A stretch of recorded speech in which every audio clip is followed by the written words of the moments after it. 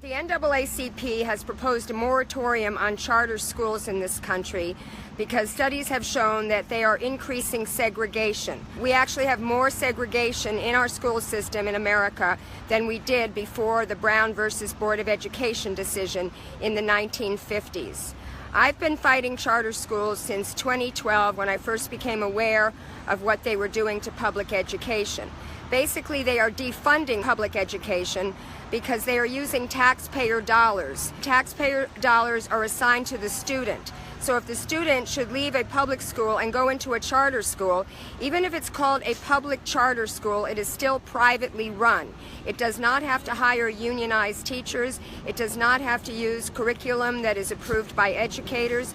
In fact, the teachers don't even have to be certified teachers. They can hire Teach for America teachers who have graduated Ivy League colleges and had all of 5 years training in the summer before they get put into an inner city classroom, which is the type of classroom that requires a lot of classroom management that they may not be qualified for. They may be great in their subject areas, but teaching is a very difficult profession. That's why people go and get a master's degree in it. That's why they have to get certified. Charter schools and the privatization of education is just another part of the privatization of all the sectors in our government that we've been seeing for the past 30 years. And with the Republicans in control, this is only going to go on steroids. This is a war by the billionaires, and in Los Angeles we have a guy by the name of Eli Broad, who is a liberal billionaire, or at least he positions himself that way.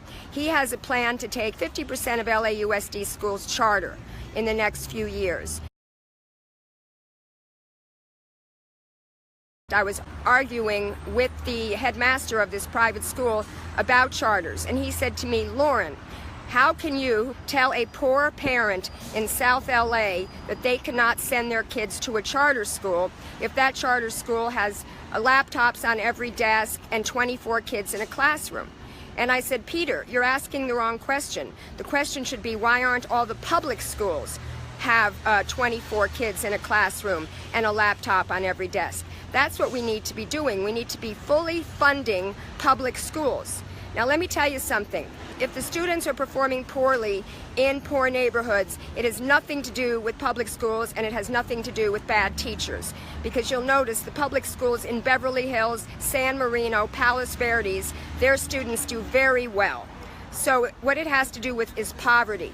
If you come from a poor family and you don't have a breakfast in your stomach in the morning, if your parents don't read to you, if you don't go to Head Start, if you are traumatized by having to walk through a gang-infested neighborhood to your public school, if you don't have proper prenatal care, etc., etc., etc. Diane Ravitch is the guru in this movement to fight the privatization of public education.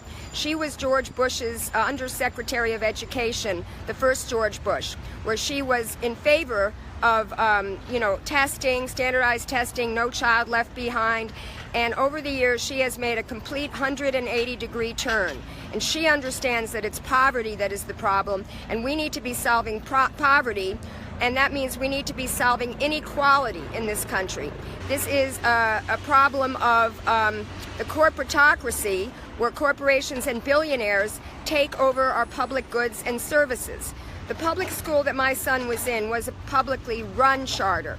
It was run by LAUSD, and it was an excellent school. There are things that you can do to make these schools better. You don't have to be putting so much money into administrative salaries. You can reduce class sizes. You can make sure every child gets Head Start or preschool.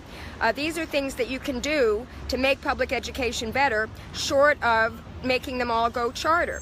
Teachers and administrators can make their school pilot school.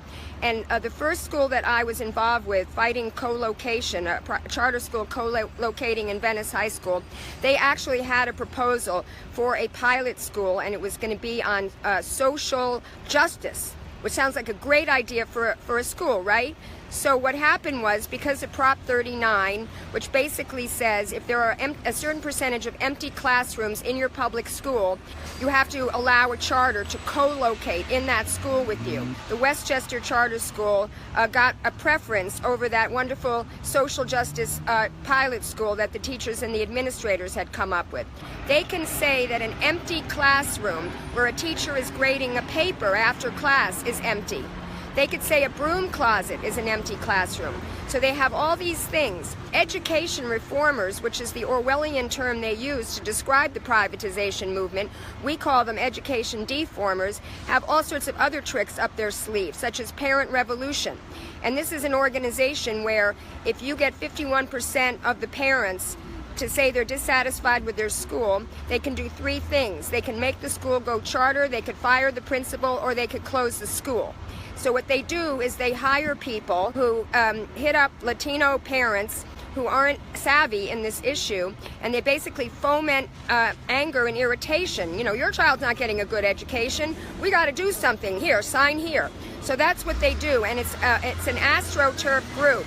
So I'm going to walk inside right now, and there was a comment card filled out for me, so I'm going to have to stop live streaming once it's my turn to comment.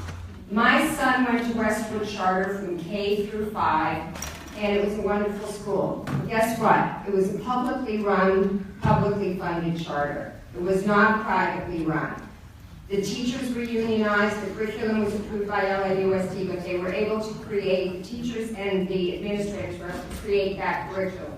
So it was a wonderful school. You can have the charter school feel within the public school system. You don't have to go to privately run, where they do all the creaming and everything. I'm not going to explain those things because they were adequately hit upon, but I do want to put this in the context. There is a huge industry trying to get their hands on public schools. Okay, you have Pearson, the largest textbook publishing manufacturer in the country. They have the curriculum for the Common Core. They have the curriculum for the test prep. You have companies like Microsoft and Bill Gates, who's a huge privatizer. You've got Apple. All these people want to sell their hardware and their software into these schools. And their ultimate goal is to have everything be on the computer, so all you have is a minimum wage classroom monitor standing in the front of the classroom keeping order. That's what they see. These hedge fund billionaires who support charter schools, they're not doing it because they care about the kids. They do it because there's something called a new market tax credit, where they get a 37% tax credit after 7 years if they invest in a charter school that's still standing. These billionaires, Philip Anschutz, funded a film called Waiting for Superman, which made it look like public schools were bad, the teachers were bad. He is a Christian conservative billionaire in the same ilk as Betsy DeVos. And we have our own Betsy DeVos here. We have Eli Grove. So what I'm asking you is, we have mass incarceration because they have private prisons.